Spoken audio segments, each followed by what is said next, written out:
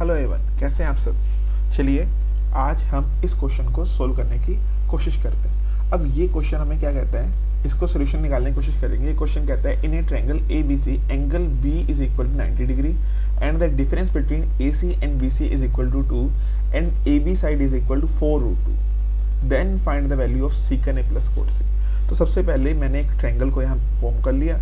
ये मेरा A angle हो गया, ये मेरा बी एंगल हो गया, this is my C angle.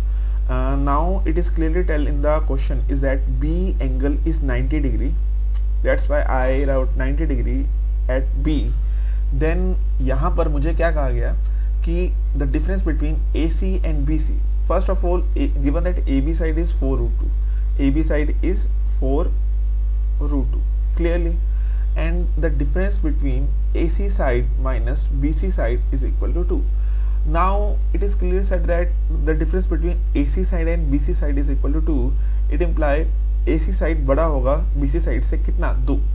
मतलब अगर BC side x है तो AC side मेरा क्या होगा, x plus 2. ये तो मेरा क्लियरली बताया गया इस क्वेश्चन में. बट क्या होगा, अब इससे लास्ट क्वेश्चन जो मैंने कराया था तो वहाँ तो यहाँ पर इस क्वेश्चन में 7 लिखा हुआ था, तो 3 या कभी भी ऐसा कोई नंबर आता है जो मेरे पाइथागोरस ट्रिपलेट से जुड़ता है तो मैं सीधा लिख देता हूँ, उससे मेरी वैल्यूज फॉर्म हो जाती है. बट यहाँ पर ऐसा नहीं हो सकता. अब इसको सोल्व करना है तो सबसे पहले ये जो 2 हैं ये क्या है, इंटीजर वैल्यू है, इंटीजर है. ये भी आपको बताने का कोई फ़ायदा नहीं है, इसका कोई मतलब नहीं है, बट कोई बात नहीं, ये तो आपको पता ही होगा. और इसको सोल्व करें, कैसे करें देखो. अब हमने 2 ऐसे नंबर पिक करने हैं जिसका डिफरेंस 2 आ रहा है. अब हम ऐसे डिफरेंस पिक कर लेते हैं. अगर 3 माइनस 1 ये डिफरेंस भी 2 आ रहा है, 4 माइनस 2 ये डिफरेंस भी 2 आ रहा है, 5 माइनस 3 ये डिफरेंस भी 2 आ रहा है. तो इन और आगे भी सोन करके बहुत सारा, तो इनमें से कौन सी वैल्यू हम पिक करें कि हमारा यहाँ पर हिट एंड ट्रायल तो होगा ही. हिट एंड ट्रायल से ही हमें इसको सोल्व करने की कोशिश करनी पड़ेगी. अब यहाँ पर ये 4√2 लिखा हुआ है, अगर हम इसको ऐसे भी लिख सकते हैं √32, राइट, क्योंकि अगर 4 को अंदर लेके जाएंगे तो ये 8 हो जाएगा, सॉरी 16 हो जाएगा, 16 गुना 2 32. और इसको क्या लिख सकते हैं, और इसकी वैल्यू होती है 5.6. कैसे, क्योंकि ये जो √2 की अप्रोक्स वैल्यू होती है ये होती है 1.41. तो 4 इंटू 1.41 इज इक्वल टू क्या होगा, 4 into 1.41, it is around 5.64. It is around 5.64, that's why I wrote है 5.6. और आपको पता है कि ये बेस है, क्या है ये, इट इज बेस, और ये मेरा हाइपोटेनियस है और ये मेरा परपेंडिकुलर है, ठीक है ना. अब जो हाइपोटेनस होता है ये लॉन्गेस्ट साइड होती है, क्या होती है, it is longest side, longest side. तो ऑब्वियसली इसकी वैल्यू 5.6 से तो ज्यादा ही होगी, है ना. मतलब मेरी x ये हाइपोटेनस वैल्यू, मतलब मेरा AC जो है ये 5 से तो ज्यादा ही होगा. तो यहाँ पर क्लियरली पता लग गया कि ना ये वैल्यू आएगी, मतलब 3 4 5 से नीचे तो कोई वैल्यू आएगी ही नहीं. तो यहाँ पर इससे आगे हमने कोई वैल्यू पिक करनी है. अब यहाँ पर ये भी हो सकता है कि 6 माइनस क्या होगा, 6 माइनस 4 अगेन 2 आ सकता है. यहाँ पर again 7 minus 5 is equal to 2 हो सकता है. Again 8 minus 6 is equal to 2 हो सकता है. Again 9 minus 7 is equal to 2 हो सकता है. तो मुझे इनमें से कोई रैंडमली वैल्यू पिक करनी पड़ेगी.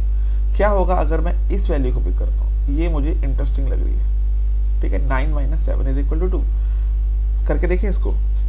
अब मैंने तो आपको पता है पाइथागोरस ट्रिपलेट में मुझे इस इक्वेशन को सेटिस्फाई कराना होता है, पाइथागोरस थ्योरम को सेटिस्फाई कराना होगा. AC का square is equal to AB का स्क्वायर प्लस BC का स्क्वायर, AB का स्क्वायर प्लस BC का स्क्वायर. अब AC क्या होगा, AC है मेरा, AC यहाँ इसके अकॉर्डिंग, इस थ्योरम मतलब इस वैल्यू के अकॉर्डिंग AC मेरा आ रहा है 9 का स्क्वायर, AB मेरा है 4√2 का स्क्वायर, राइट, और BC मेरा है इसके अकॉर्डिंग क्या है, BC मेरा 7, BC इज माई 7 का स्क्वायर. तो 9 का स्क्वायर 81 हो गया, 4 रूट 2 का स्क्वायर, रूट 2 का स्क्वायर 4 होगा एंड 4 का स्क्वायर 16, तो ये आ गया 32।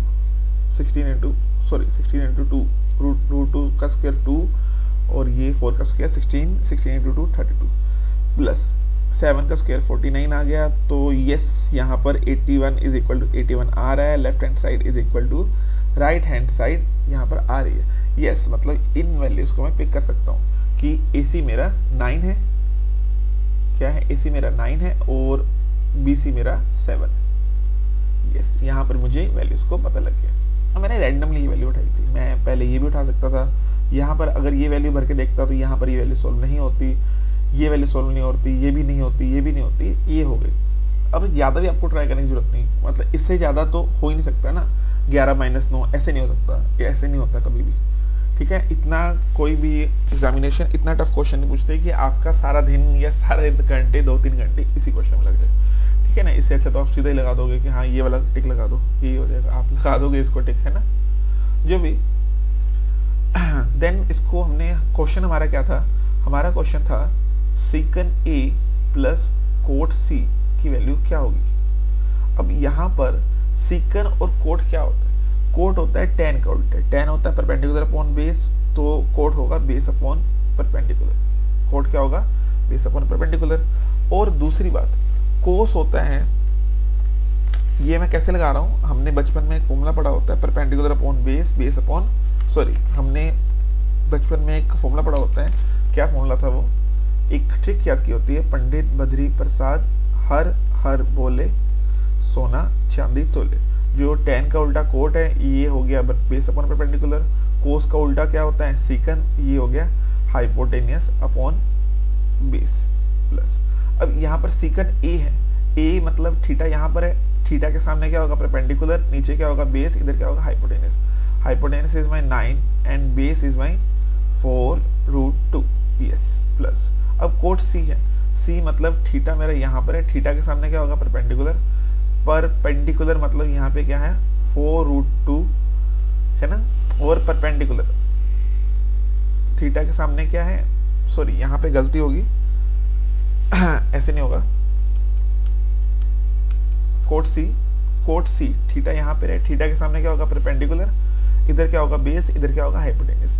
बेस कितना है 7, बेस इज माई 7 और परपेंडिकुलर मेरा कितना है, परपेंडिकुलर इज माई 4√2। तो बेस से मैं तो 1 टाइम लिख लूंगा, तो 9 + 7 यहाँ क्या हो गया 16, तो ये कैंसिल आउट हो गया, ये आ रहा है 4, आंसर क्या आ गया 4√2। देखो कौन सा आंसर आ रहा है 4/√2, ये 4√2 है, 4/√2 नहीं है। अभी भी यहाँ पर मेरा कोई आंसर नहीं आ रहा, मतलब इसको मुझे क्या करना पड़ेगा रैशनलाइज, √2/√2 ये हो गया 4√2, √2 × √2 ओनली 2, ये कैंसिल आउट हो गया, क्या आ गया 2, तो आंसर मेरा कितना आ रहा है 2√2। तो ये आंसर है, अरे मैंने जो तुक्का लगाया था, जो मैंने बाई चांस किया था, ये आ रहा है।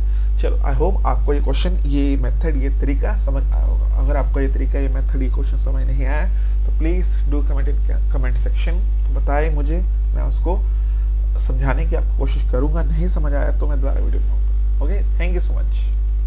ओके।